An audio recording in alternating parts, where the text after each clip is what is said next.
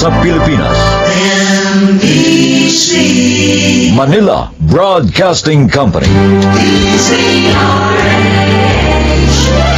DZRH, member, kapisanan ng mga broadcaster ng Pilipinas.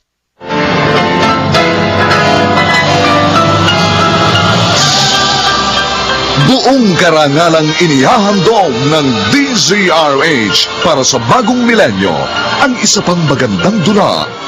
May pangako ang bukas.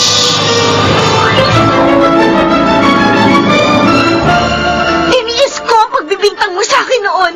Ang kalupitan at panlalait mo. Pero sobra ka na! Hanggang ngayon masama pa rin ako sa tingin mo. Bakit? Dahil alila ang nanay ko.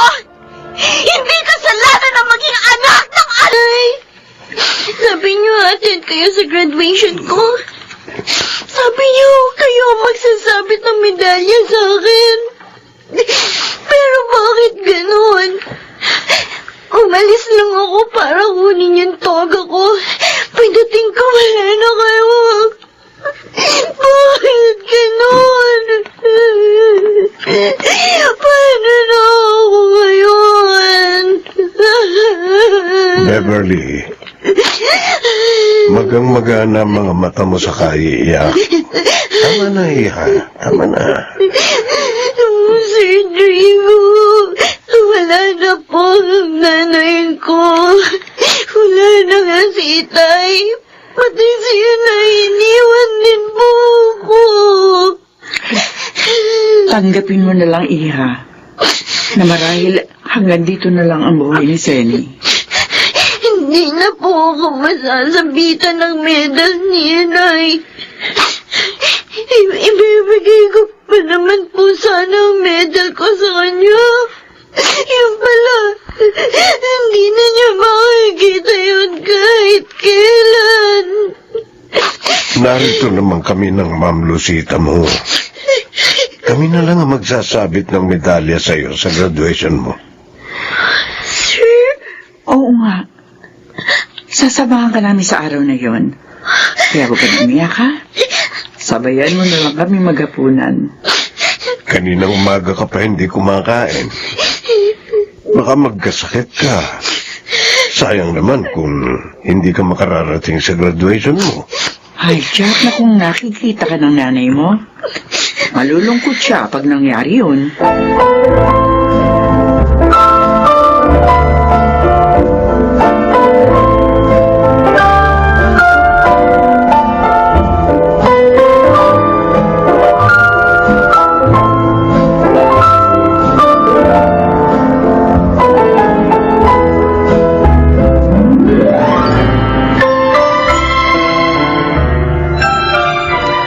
Lucita, nakabili ka na ba ng stock natin ng Pride detergent? Oo, Rodrigo.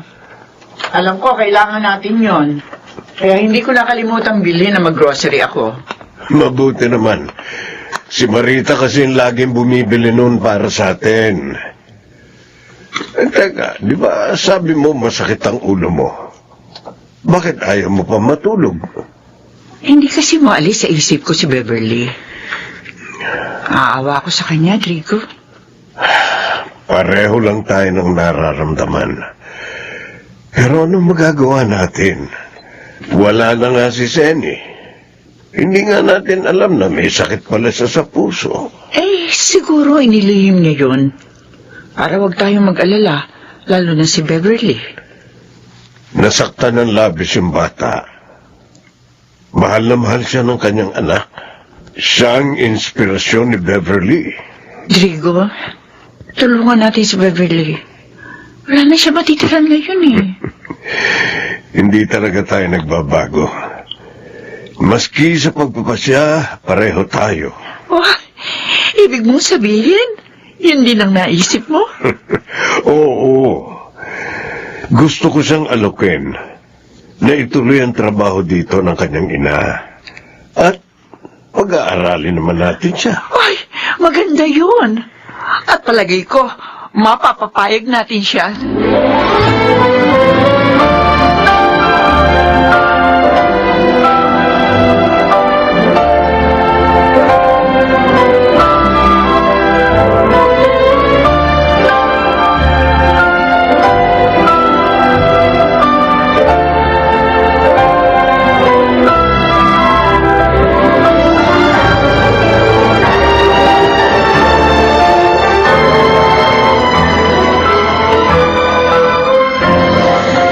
Rodrigo, Ma'am Lucita, magpapaalam na po ako sa inyo. Ha? Ah, Bakit naman? Kasi po, wala na po si inay. Kalabisan na po kung mananatili pa po ako dito sa bahay ninyo. dumito ka na lang. Wala ka namang ibang matitiran. Po, nakakahiya po sa inyo. Ganito na lang. Kung papayag ka, ikaw na magpatuloy ng trabaho dito ng nanay mo. At pag-aaralin ka naman namin sa kolehiyo. Po, gagawin niyo po yun. Batang ito. Oo, kahit ano pang kurso ang ibig mong kunin. Maraming salamat po, sir. Ma'am, maraming salamat po. Hindi ko po sasayangin ang tulong ninyo.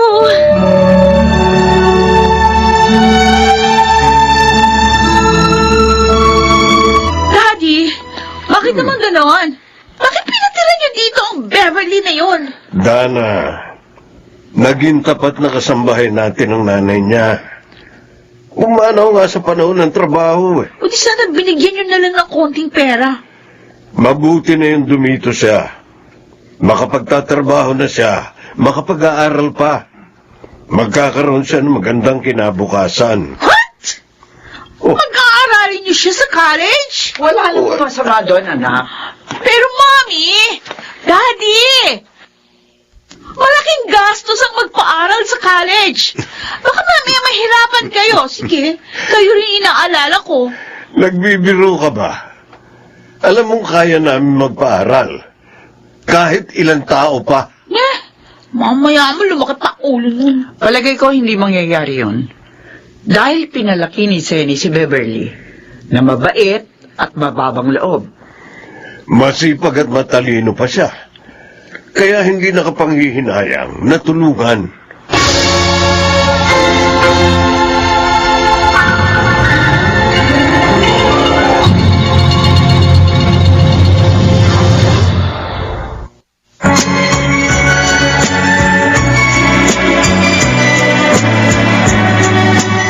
At ngayon, balikan natin ang tampok na kasaysayan sa ating dulang. May pangako ang bukas.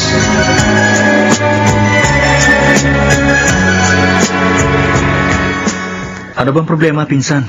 Bakit ka na pa rito? La, gusto ko lang magpalipas ang sama ng loob, Kuya Steven. Masama ang loob mo? Kanino? Kina Mommy at Daddy. Ha? Ay, bakit naman nagtatampo ka sa kanila? May hiningi ka ba sa kanila na hindi binigay? Wala.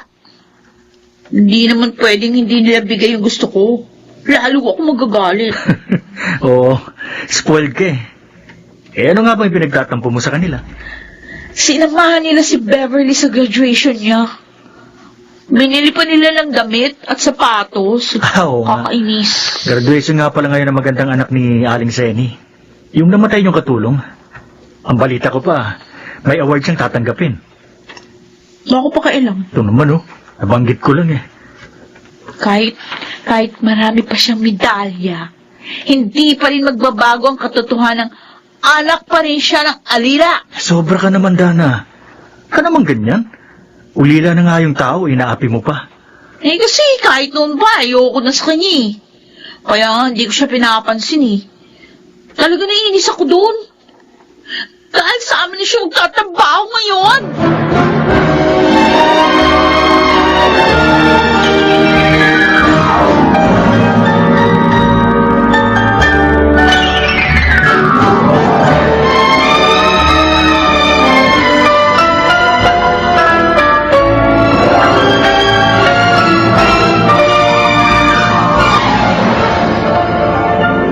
Oh, ano?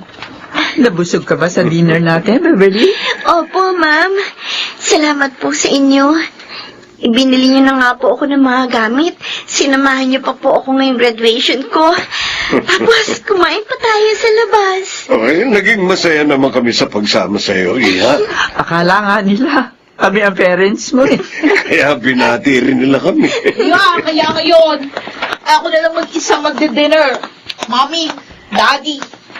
Kasi, kumain na kayo sa labas kasama niya. Ay, anak, pasensya ka na sana. Minsan lang naman ito. Oh, sana nga minsan lang. Dahil hindi naman tama na masiintindihin niyo pa yung anak ng alila natin. Kesa sa akin, ano? Dana, hindi ka namin tinuruan ng ganyang pananalita. Basta, Beverly, pumasok ka na sa silid mo ha. Kami na ang bahala dito. Opo, Ma'am Rosita. Hindi ka dapat nagsalita ng ganon sa kanya. Wala siyang ginawang masama. Napasaya pa nga niya kami dahil inakala na marami na anak namin siya. At nagbigay ng karangalan sa amin.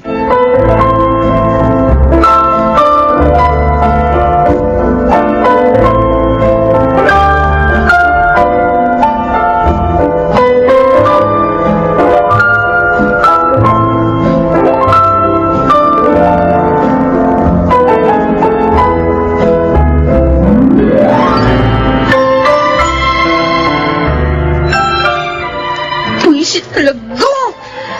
Buisit. Sa akin pa nagalit. Ako na nga agrabyado. Nakapagsapit lang sila ng medalya dun sa anak ng dati nilang alila. Tuwang-tuwa naman sila. Hindi naman nila kamag-anak yun. Para pag malasakitan.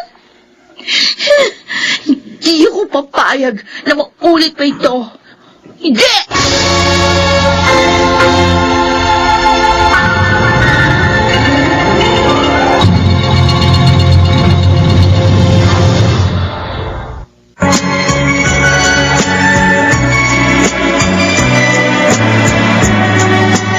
At ngayon, balikan natin ang tampok na kasaysayan sa ating dulang. May pangako ang bukas.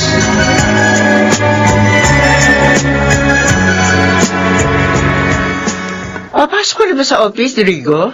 Oo, late na nga ako eh. Akala ko kasi sasabay sa akin si Dana. Kaya hinihintay ko.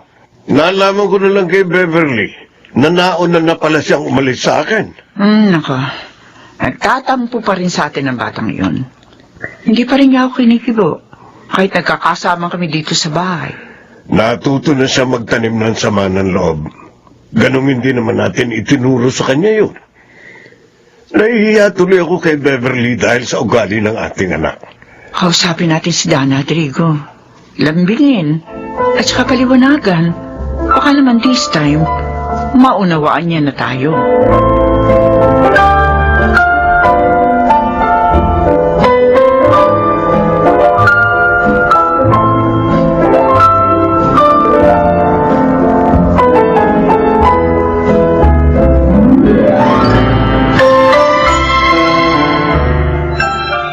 Ano? Ayaw mo pang umuwi? Bakit? Maiinis lang ako sa bahay namin. Kaya gusto ko muna magpalipas ang oras dito sa park, Joseph. Sino ba kagalit mo sa inyo? Di ba wala ka namang kapatid? Oo nga, wala. Solong anak lang ako. Ang kinaiinisan ko doon, yung anak ng dati naming Chimay, Ha? na tinutulungan ngayon ng parents ko. Kinuha siya ni na mami at daddy na maging Chimay din namin. Dahil patay na yung nanay niya. Ulila na pala siya eh. Hindi ka dapat mainis sa kanya kasi kawawa yun. Basta, mabigat ang dugo ko sa babaeng yun. Ayoko siya nakikita. Ayoko.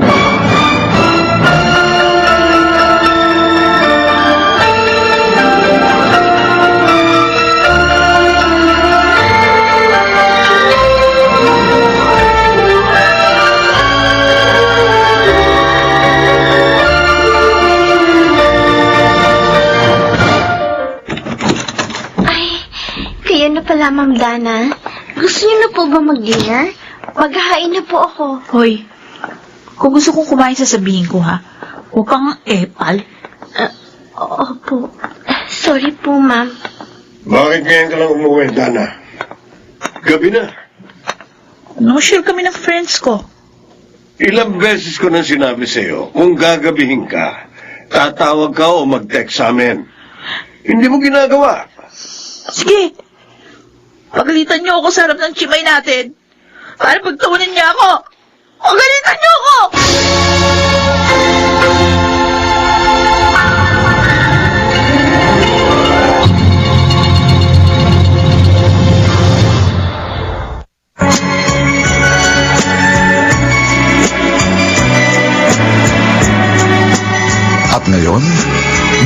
natin ang tampok na kasaysayan sa ating dulang.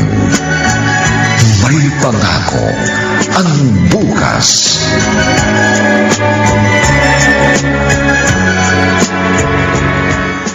Handa na po ang breakfast niyo, Ma'am Rosita. Kumain na po kayo. Salamat, Iha. Sina Dana at Rigo? Si Ma'am po, kanina pa umalis. Si Sir naman po, kaaalis lang po. Hindi na naman pala sila magkasabay na umalis. Nahiya po ako sa inyo ni Sir, Ma'am. Oh, bakit naman? Kasi po, parang nagtatampo sa inyo si Ma'am Dana dahil sa akin.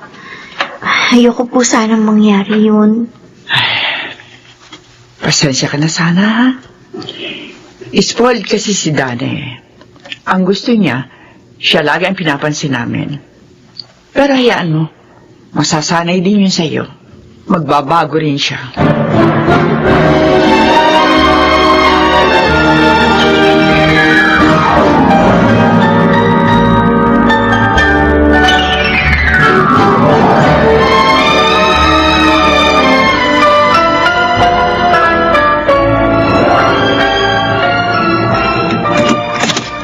Oh, Dana. Nandiyan si Clotilde. Ang kaibigan kong kinukunan mo ng mga product from Hong Kong and Korea.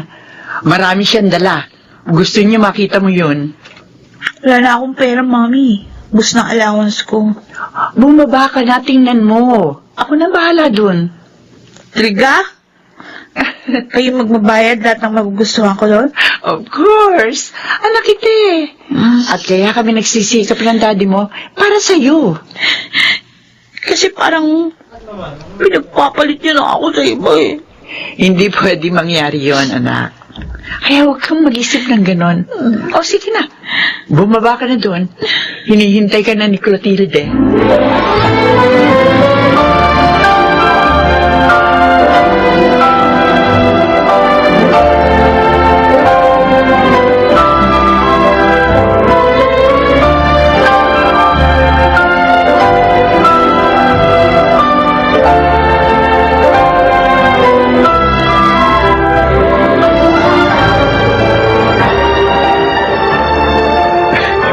Kaya pala niyaya mo akong mamasyal dito sa park para ma-display ang mga bagong binili sa yung gamit ng parents mo. Talagang masaya ako ngayon, Joseph. Kasi na-feel ko na ako pa rin ang pinaka-importante sa amin. O, siyempre naman, walang anak na hindi importante sa mabuting magulang. Yun ang madalas sabihin sa akin ng parents ko. Kaya sinasabi mo rin sa akin ngayon? Oo, para maalala mo nang hindi ka nagtatampo sa parents mo. Ayaw ko ba? Pero kapag nakikita ko na pinapansin nila at pinakahalagaan yung katulong namin na yun, nagkakahit ako talaga. Gusto lang talaga nilang tumulong sa taong kaawa-awa. At dapat maging proud ka doon. Dahil mabuting tao ang parents mo.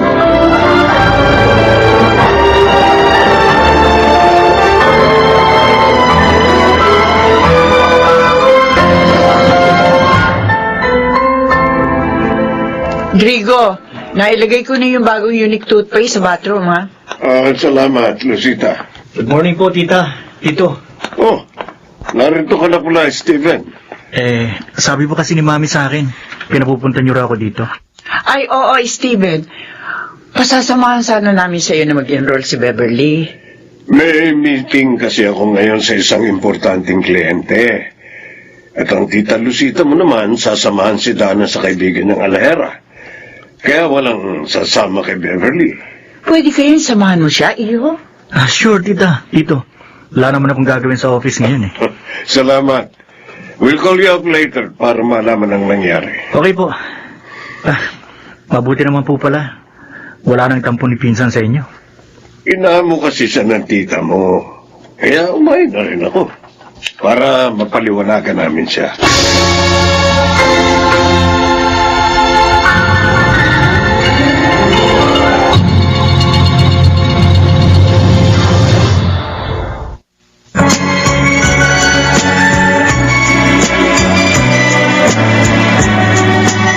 At ngayon, balikan natin ang tampok na kasaysayan sa ating dulang. May pangako ang bukas.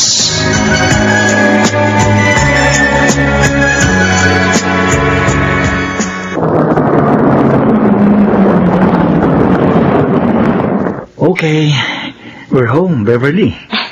Salamat sa pagsama mo sa akin, Steven, ha? Naabala patuloy kita. Ikaw naman, hindi abala yun. Hindi naman ako busy ngayon eh. Saka gusto ni na Tito na samahan kita para matulungan ka. Napakabuti talaga ni na Mama at Sir. Dahil sa kanila, nararamdaman kong hindi ako nag-iisa. Kaya mag-aaral akong mabuti para naman matuwa sila.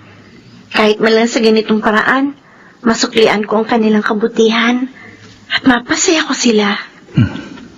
Mabuti ka pa. Naiisip mong pasayahin si na Tito at Tita. Samantalang ang pinsan ko, puro pag-aaksaya ng pera at panahon ang ginagawa. Ang totoo nga eh, pangatlong kurso na ang kinuha niya ngayon sa college. Baka naman this time, tapusin niya na ang kinuha niyang course. Bigyan pa rin natin siya ng chance.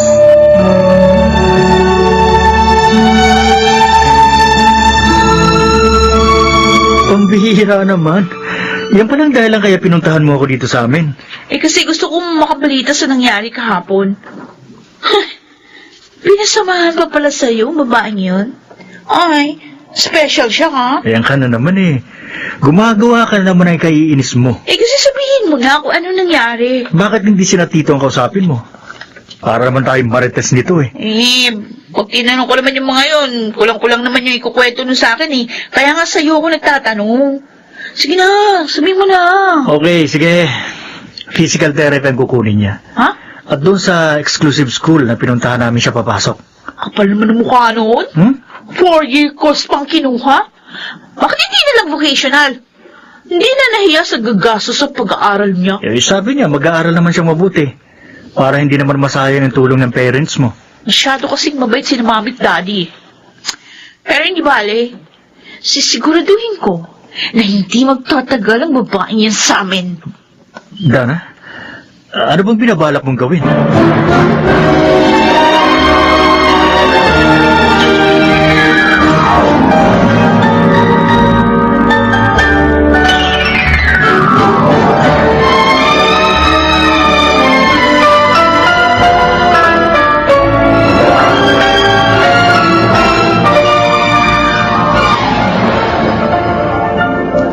Heto na po ang merienda niyo, Ma'am Dana.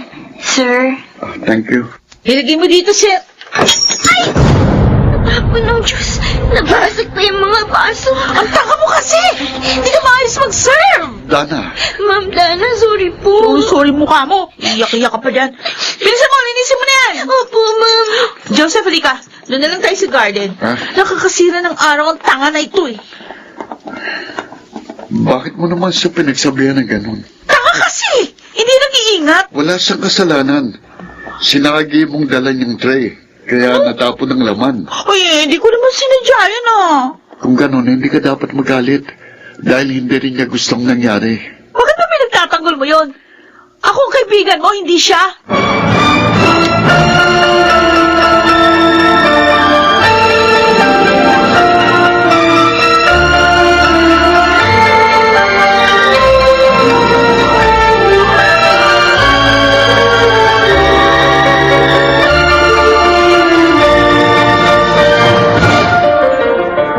Walang yung babaeng yun.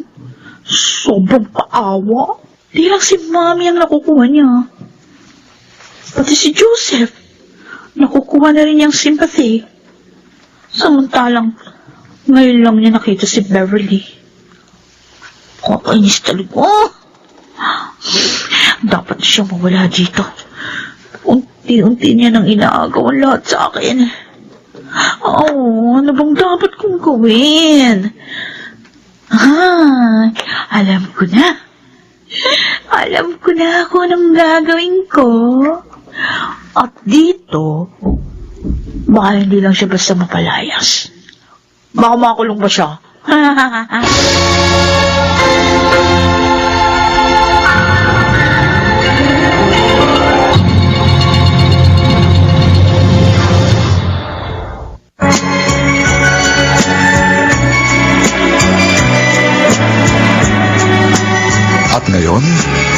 balikan natin ang tampok na kasaysayan sa ating dulang. May pangako ang bukas.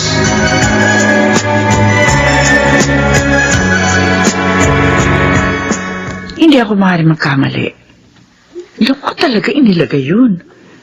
Dahil hindi ko ugali mag-iwan ng alahas kung saan-saan. Pero susubukan ko na rin halugugin ang kwarto namin. Magpapatulong ako kay Beverly. Ma'am, narito na po ako. Oh, ang bilis mo ah. Tapos ka na bang mag-review? Opo, ma'am. Patapos na po kasi ako magbasa na lumapit kayo kanina. Ano po yung utos niyo, ma'am? Ay, kung pwede, tulungan mo akong maghalugog sa kwarto. May hinahanap kasi akong gamit eh. Hindi ko naman makita. Sige po. Ano pong gamit yun, ma'am?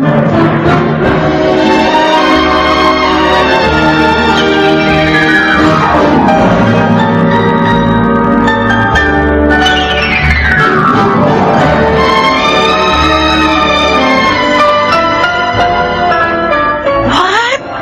Nawawalan kayo ng alahas? Oo. Nagtataka naman ako. Bakit nawala yun? Hindi ko naman ugali mag-iwan ng alahas kung saan-saan. Naku, Mami. Malamang naiwan niyo yun ang hindi niyo namalayan. Baka dahil sa pagod, kaya nakalimutan niyo na. Baka mamaya may nakapulot nun. Tapos di na binalik sa inyo. Pero si Beverly lang ang naglilinis sa kwarto namin, anak. O kaya nga, malay niyo napulot niya. Then, inangkin na. Mabait at tapat siya. Tulad din ng kanyang ina. Ay, naku, Mami, hindi ka nakakatiyak dyan. Ang dapat niyong gawin, halongkatin niyo yung mga gamit niya. Dana, makakasakit ako ng tao. So what? Ang importante, makita niyo yung nawawala niyong alahas.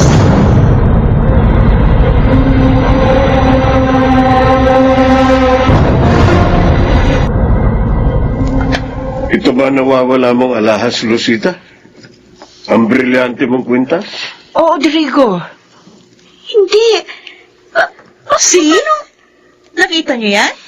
Sa gamit ng malditang ito? Ma'am Dana, hindi ko po ginawa yan. Isinungaling ka? Dana, bakit mo siya sinampal? Ninakawan niyo si Mami, Daddy. Mabait na nga kayo sa kanya, tapos sinabusok pa kayo? Hindi po ako magnanakaw, sir. Sinungaling. Ma'am, maniwala po kayo. Hindi ko po magagawang gantihan ang kasamaan ang kabutihan niya sa akin. Plastic! Lumayas ka na nga rito. Magnanakaw ka. Dana, tama na yan. Mami! Sige na. Beverly, doon ka na muna sa silid mo. Iwan mo muna kami, ha? Ipatatawag ka na lang namin, Iha. Opo, sir. Ma'am.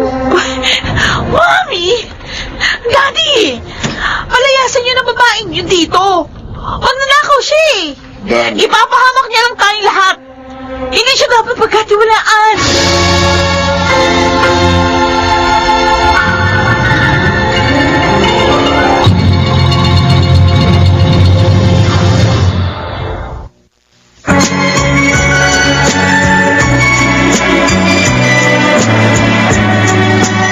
At ngayon, balikan natin ang tampok na kasaysayan sa ating dulang. May pangako ang bukas.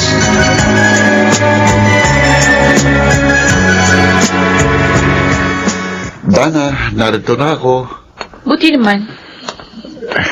Bakit ba pinapunta mo ako dito sa park? Kasi dito, makakapag-usap tayo. Oh? Tungkol saan? Traidor ka! Pangasa ka! Bakit mo ako sinampal? Dahil nilaloko mo lang ako. Anong niloko? Dana, wala tayong relasyon. Umasa ako nililigawan mo ko dahil sa closeness natin. Ano? Yung pala, ang bisit na anak ng alila namin ang gusto mo. Kung hindi ko pa narinig yung pag-uusap nyo, hindi ko malalaman. Dana, hindi kita pinaasa. Hindi ako nagtapat ng pag-ibig sa'yo. Ang mali ko lang, hindi ko nasabi sa'yo ang paliligaw ko kay Beverly. Dahil alam ko kokontra ka. Dahil galit ka sa kanya. Hindi ko alam na may damdamin ka sa akin, Dana. Bakit ano bang meron sa babaeng yun? Ha? At lahat kayo nakukuha sa akin.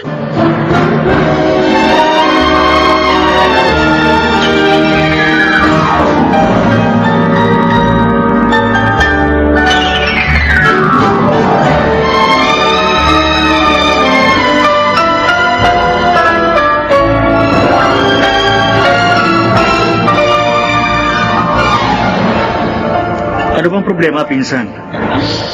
Bakit ka umiinom ng alak? Dito pa sa bahay namin. Kasi gusto ko, samahan mo rin akong uminom.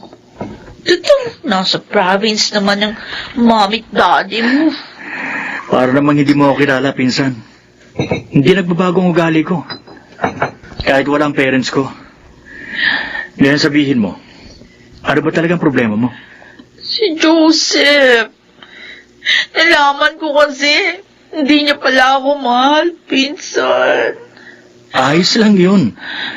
Hindi mo naman siya boyfriend, di ba? Ikaw lang kasi. Hinayaan mong mahulog ang loob mo sa kanya. At ang masakit ba sa akin, ha? Naliligaw siya. Doon sa anak ng alila namin. Si Beverly. Ano? At yun! Yan ang hindi ko matanggap!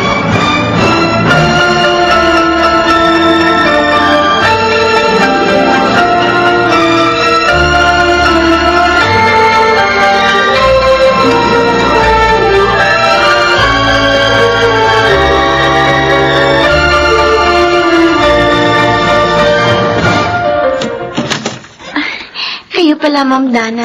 May kailangan kayo? Walang hiya ka? Ma'am, ba't niyo ako sinampal? Dahil mga agaw ka! Ma'am, tama na. Wala akong inagaw sa inyo. Inagaw mo si Joseph sa akin! Inagaw mo! Pagmamahal niya! Kasi na yan ang mga! Yan ang mga! Ay! Lalo na kita bibitiwan hanggang sa makalbo ka naman!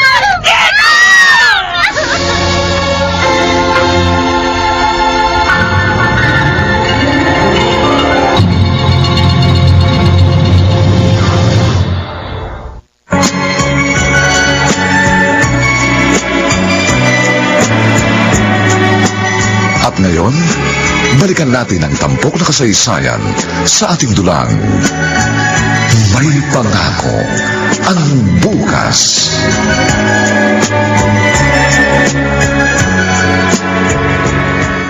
Hani ka dito sa labas! Kakalad ka rin kita! At kung kulalampasan yung pagmumukha mo doon sa magaspang na simento! Tama na! Hindi mo na siya! Bakit mo sinasaktan si Beverly? Rodrigo! Bakit mo siya binubugbog? Nasa labas pa lang ako ng bahay, dinig ko na kayo. Eh, kasalanan ng mga agaw na yan, Daddy! Wala siyang utang na loob! Tinulungan niyo na nga, pinakain na nga sa palad niyo, inakas pa ako! Bakit ka nagsalita ng ganyan? Inagaw niya sa akin si Joseph! Hindi po totoo yan, sir. Paano hindi? Si Joseph po ang kusang nanligaw sa akin.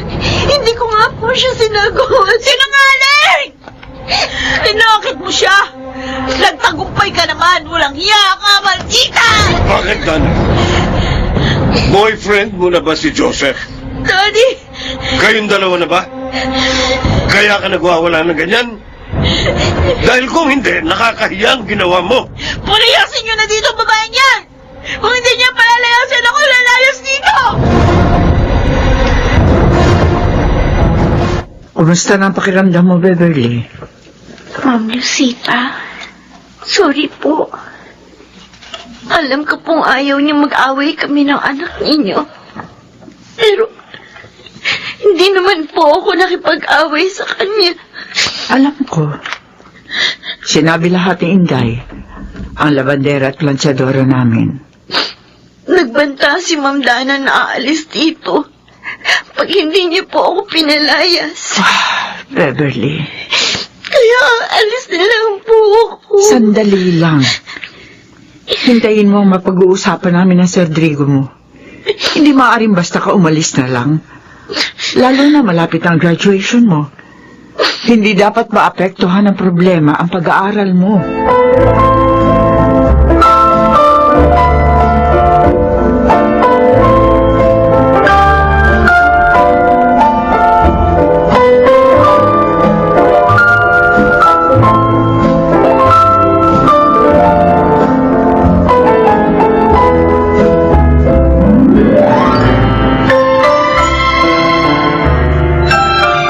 Nakausap ko na si Steven, Lucita. O, anong sabi?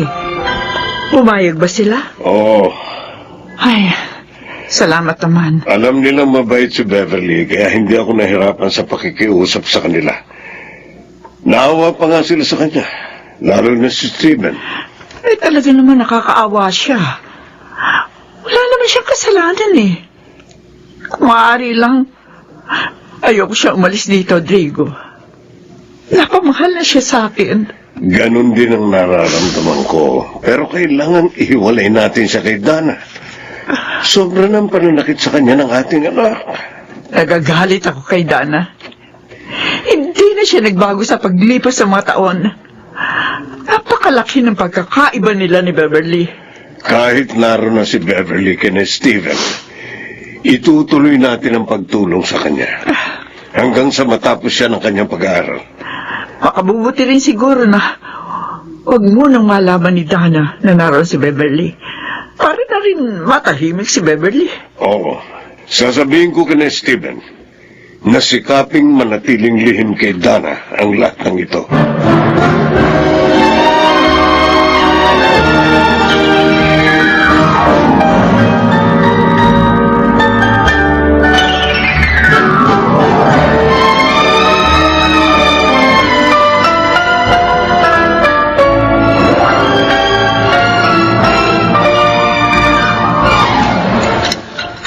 Ayan. Tapos ko nang hugasan ang lahat ng ligpitin dito sa kusina. Iba talaga pag may smart dishwashing. Madaling makatanggal ng dumi sa gamit. Mabango pa. Oh, Beverly. Bakit ikaw ang gumagawa dito sa kusina? Sabi ko kay Manang Nena, tutulungan ko na siya. At saka, pasasalamat ko na rin ito sa pagpayag din yung tumira ako dito. Mabait ka. Kaya masaya kami nakasama ka. Lalo na ako. Steven? Kasi mas madalas na tayo nakakausap ngayon. Matatahimik ka na rin dito. Dahil hindi ako papayag na guluhin ka pa ni Dana dito.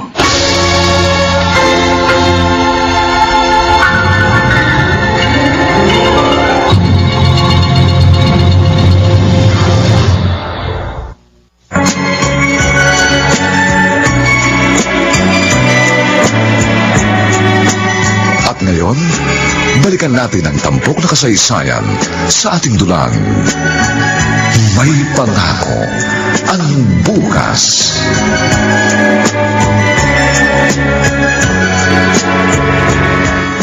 Ilang araw ko nang hindi nakakausap si Beverly. Hindi ko na makontak ang cellphone niya. Iniiwasan kaya niya ako? O may nangyari lang? Mabuti pa. Puntahan ko siya sa kanila para hindi na ako nag-iisip ng ganito.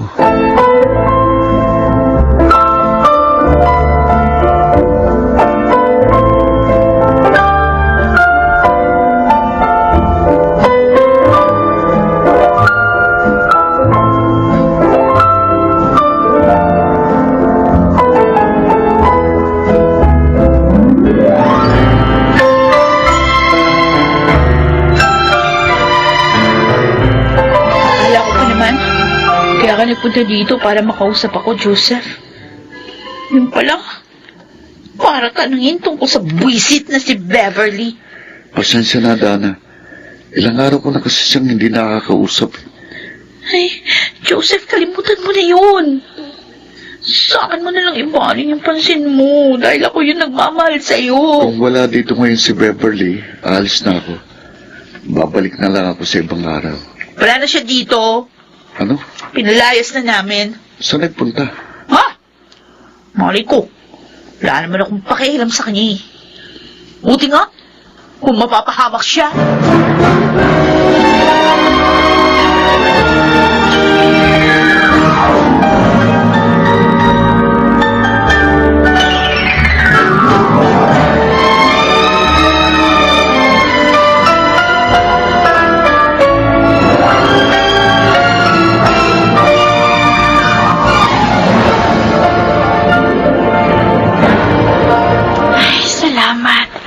Makakauwi na rin.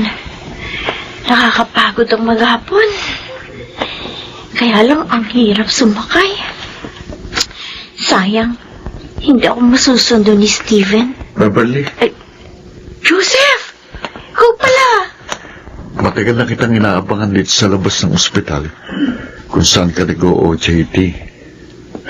Mabuti na lang, natsyempuhan din kita. Ano nangyari sa'yo? Bakit matagal ko nang hindi makontak ang CP mo?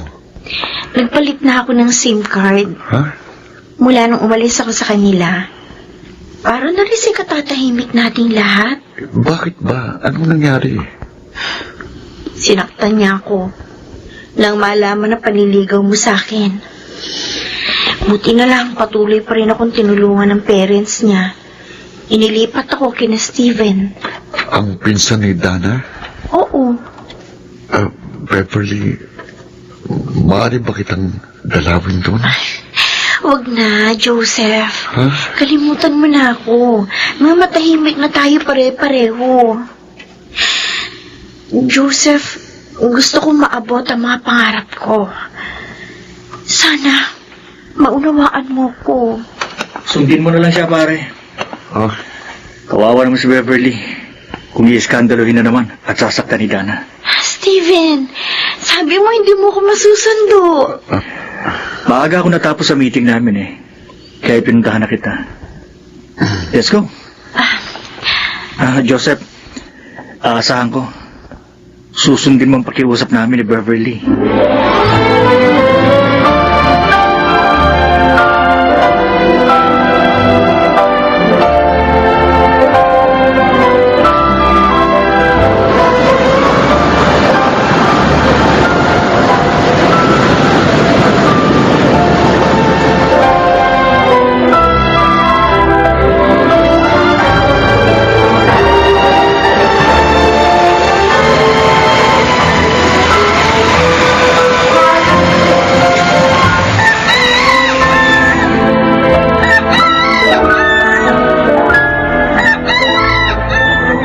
Rosita, nabili mo na ba yung sinabi kong ireregalo natin kay Beverly sa graduation niya? Ay, oo, Rodrigo. Mabuti. Sana magustuhan niya ang regalo natin. Mabuti pa si Beverly. Matatapos na sa medicine. Samantalang si Dana, 27 years old na. Pero hindi pa rin graduate ang college. Paano? Naka-4 na palit na ng kurso. May back subject pa. Walang tigil sa lakwatsa eh. Bala ko nga, pag bumagsak pa siya this time, hindi na natin siya pag-aaralin. Tama talagang desisyon natin na ilipat siya kay Steven at ilihim yung kay Dana. Sinungaling kayo! Ha? Kala ko ba naman, pinalayas niyo na talaga si Beverly. Niloko niyo lang pala ako. Dana? Nakuha na talaga ng malditang yun ang pagmamahal niyo sa akin. Tumigil ka nga. Kung umarte ka, para kang bata. Matanda ka na. Dapat nauunawaan mo na mga sinasabi namin sa'yo. Daddy! Ayaw mo tulungan namin ng ibang tao? Bakit? Dahil insecure ka. Dahil sila may narating. Pero ikaw na anak namin, wala pa rin. Sige! Pagtulungan niyo ako! Pagtulungan niyo ako!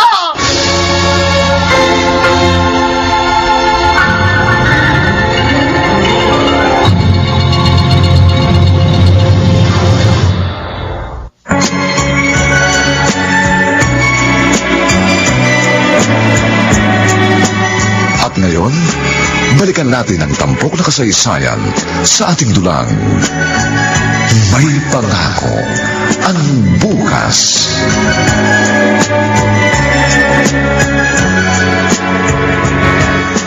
Ano pa talagang sasabihin mong good news? Galing dito sina Tito at Tita. Oh, Mm. sayang naman hindi ko inabot. Kinausap kasi ako ng resident doctor ng ospital eh. O ano sabi nila? Kumusta na sila? Ipagpapatayo ka rin nila ng klinik. Ha? Talaga? Oo. At syempre, may itinuro na ako sa kanilang magandang lugar. Masaya naman, Steven. Kaya lang, Ano na naman? baka pag nakarating lahat ito kay Dana, magalit ng gusto yun. Insecure siya sa'yo. Naiinggit kaya nagagalit. Pero siguro panahon na para tumayo ka. Steven? Hindi ko naman sinasabing awayin mo siya.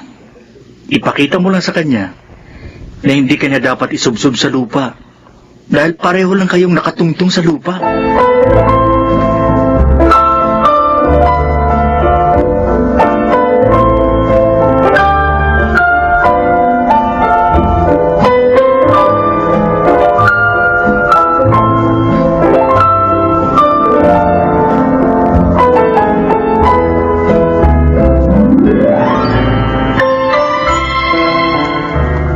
Ha? Ikaw? Makapal ang mukha mo! Tinulungan mo na nga ang mga magulang ko at si Joseph. Ngayon naman pati mga kamag-anak ko, ha? Walang hiya ka talaga! Walang hiya! Yan ang tinuro sa'yo ng walang hiya mo, ina! Ang mga agaw! Tumigil ka na! Tiniis ko ang pagbibintang mo sa akin noon, ang kalupitan at panlalait mo! Pero sobra ka na! Hanggang ngayon, masama pa rin ako sa tingin mo! Bakit? Dahil alila ang nanay ko! Hindi kasalanan ng maging anak ng alila!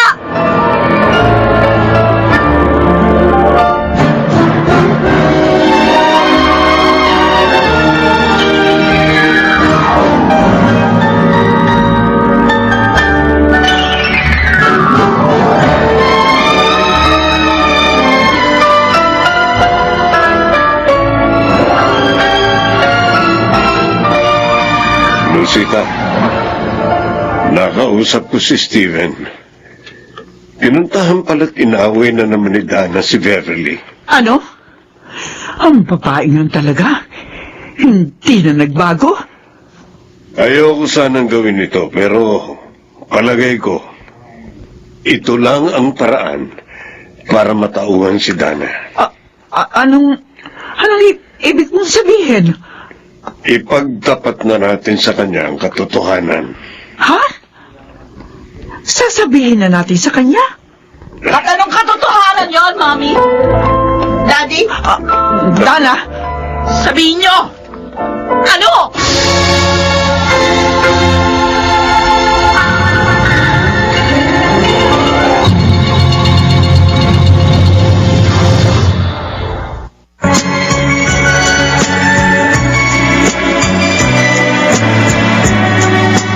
At ngayon, balikan natin ang tampok na kasaysayan sa ating dulang. May pangako ang bukas.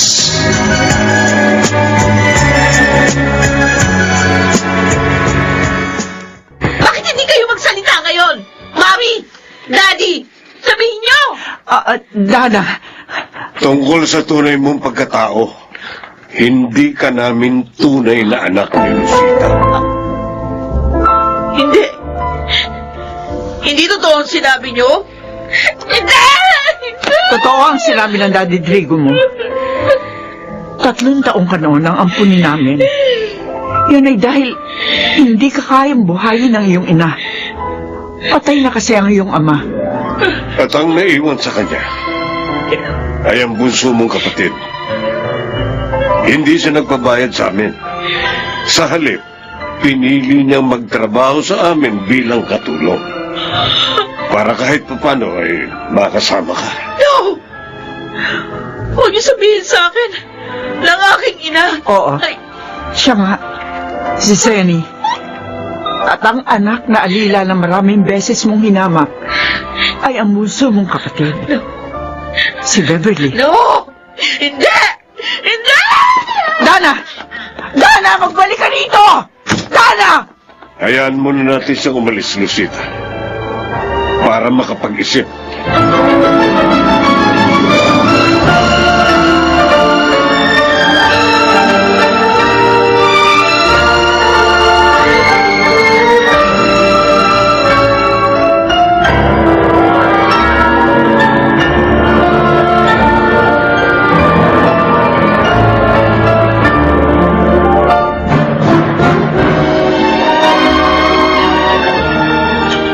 Ano bang mahalagang bagay ang sasabihin mo sa akin, Beverly? Gusto ko sanang magpaalam na sa inyo, Stephen. Ha? Aalis ka na dito? Oo. Pero, bakit?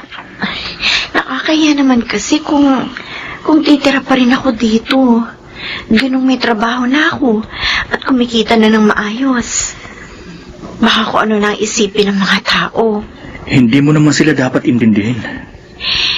May pagkakataon kasi na dapat ginati isaalang-alang ang ating kapwa. Dahil sa iisang mundo lang tayo naninirahan.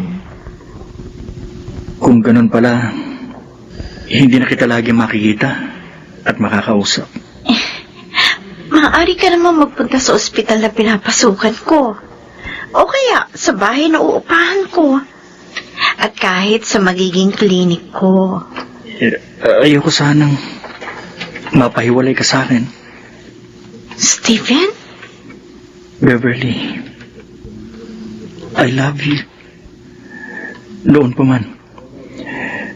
Pero sinikap kong hintayin ang tamang panahon para ipagtapat ko sa iyo ang aking damdamin. Nabigla naman ako. Sorry kung nabigla kita. Pero sana mapag-isipan mo rin ito. Akala ko mabait ka lang talaga. Yun pala. May damdamin ka rin sa akin. Rin? Oo. Dahil noon pa, mahal na kita.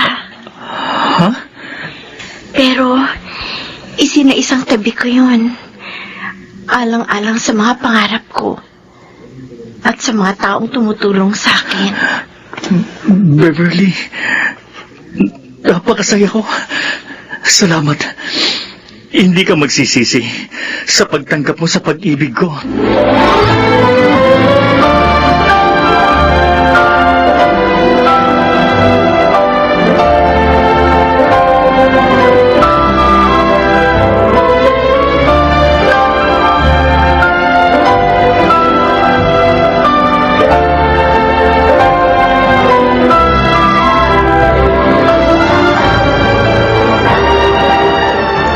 Lucita, saan ka galing? Pinuntahan ko yung ibang kaibigan ni Dana. Baka sakali ako na baka alam nila kung nasaan siya. Ilang araw na nga pala siyang hindi umuwi dito. Uy, kumusta naman ang lakad mo? Walang nangyari. Lahat sila hindi alam kung nasaan siya. May dala siyang konting pera nang umalis dito. Pero malamang, ubus na yun ngayon. Draco, kausapin natin si Beverly. Sabihin na rin natin ang katotohanan sa kanya. Baka matulungan din niya tayo sa paghahanap sa kanyang kapatid.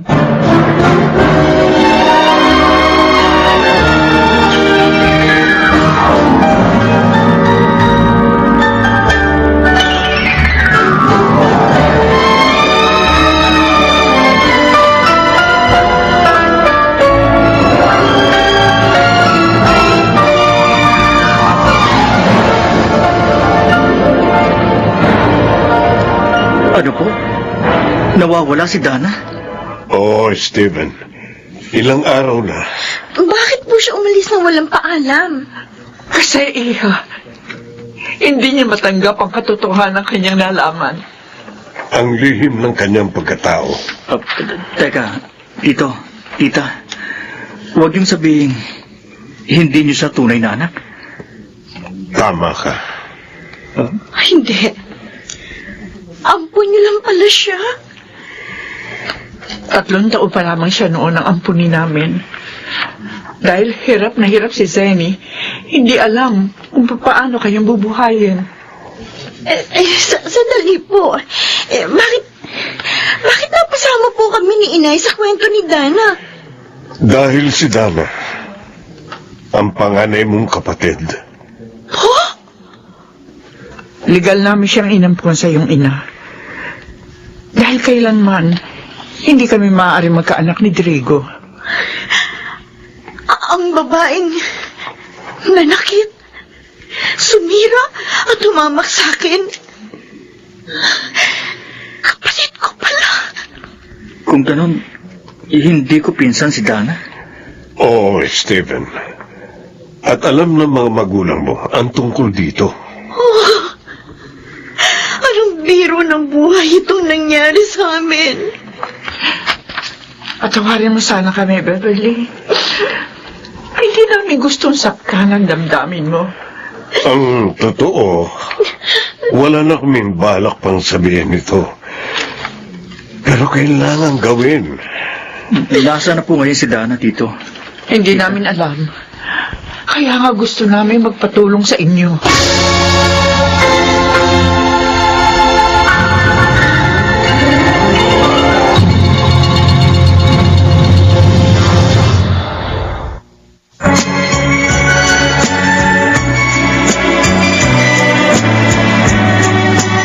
At ngayon, balikan natin ang tampok na kasaysayan sa ating dulang.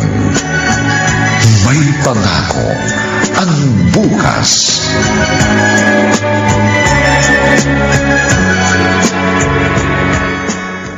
Oh, anong masasabi mo sa bago mong clinic, Rebs?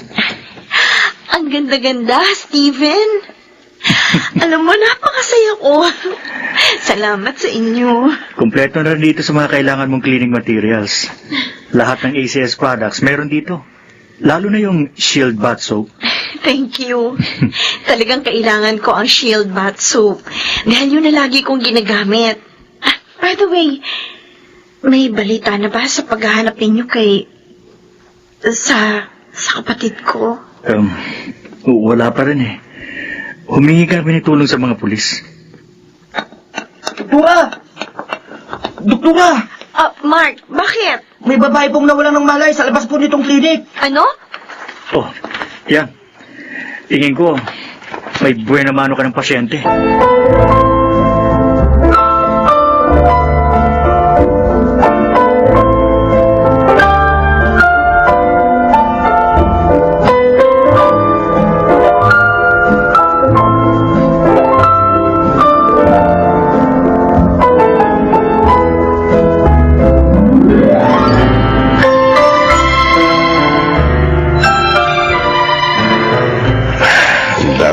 Report na dapat basahin.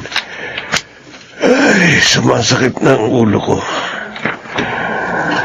Si Dana. Naalala ko na naman siya. Nasa na kaya ngayon ang batang yan?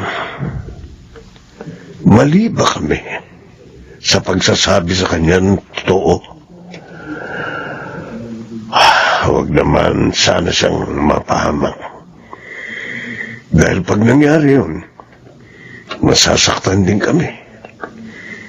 Dahil minahal na namin siya bilang aming anak. Rigo! Rigo! Oh, bakit para ka natataranta, Lucita? Tumawag si Beverly. Natagpuan na raw nila ang ating anak.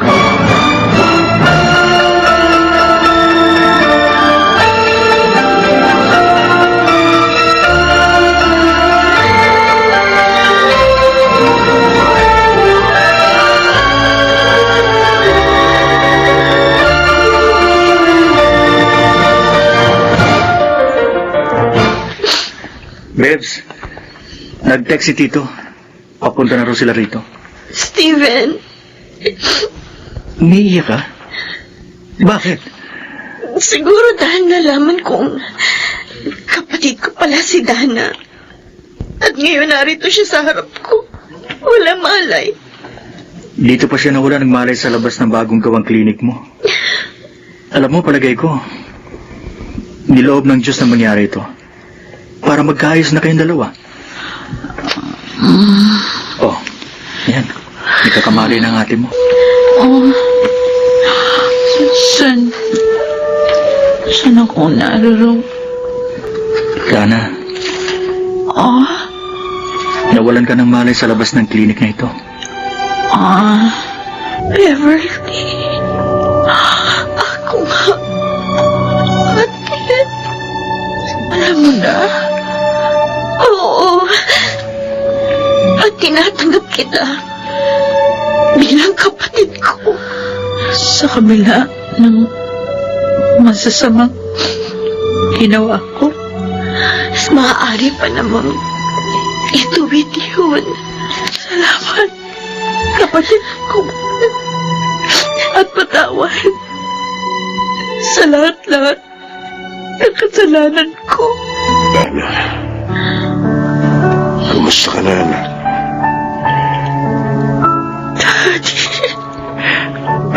Alala kami sa iyo, anak. Kung saan ka na namin hinanap. I'm sorry, Mommy. Sorry sa inyong dalawa ni Daddy. Dana, Ang daming problema. At sama ng loob na binigay ko sa inyo. Pero hinanap niyo pa rin ako. Dahil mahal ka namin. At tulad sa isang tunay na anak.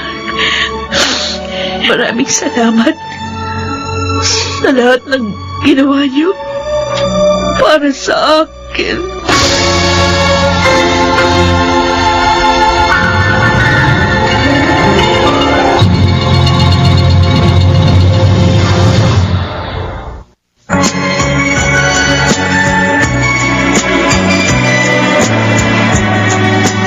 At ngayon, balikan natin ang tampok na kasaysayan sa ating dulang.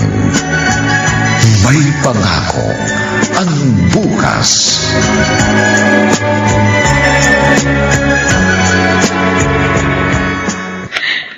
Sure ka ba na dito mo ako gustong matulog sa room mo, Ate Dana? Oo. Oo, bunso.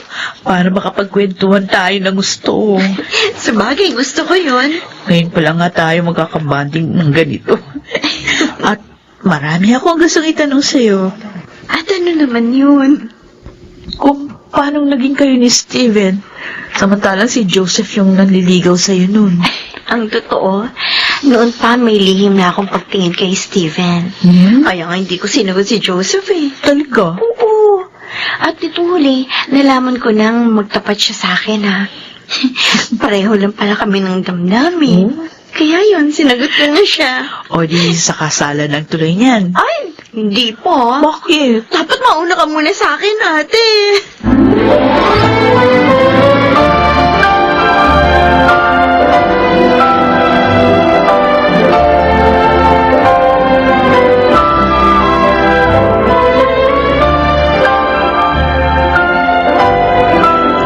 Ay, maupo ka.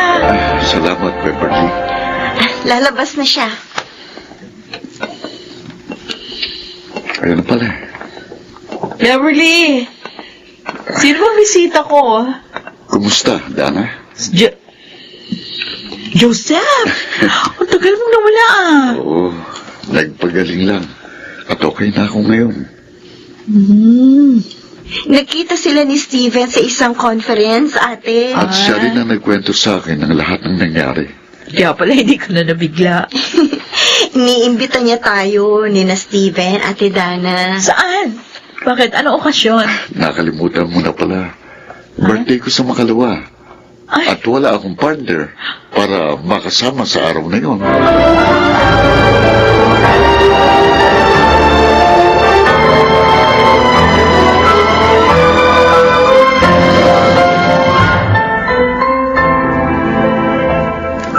Namasyal na naman pala si Dana at Joseph. Opo, Daddy. Abay, mukhang nagkakaigi na ang dalawang yun ah. Madalas na magkasama sa mga pamamasyal. Okay lang po yun. Para mauna sa akin magpakasal si ate. Masaya na kami ngayon ng Mami Lucita mo, Beverly. Dahil magkasundo na kayong magkapatid. Ako rin po. Damang-dama ko na sa kabila ng mga nangyari sa buhay ko, may pangako ang bukas.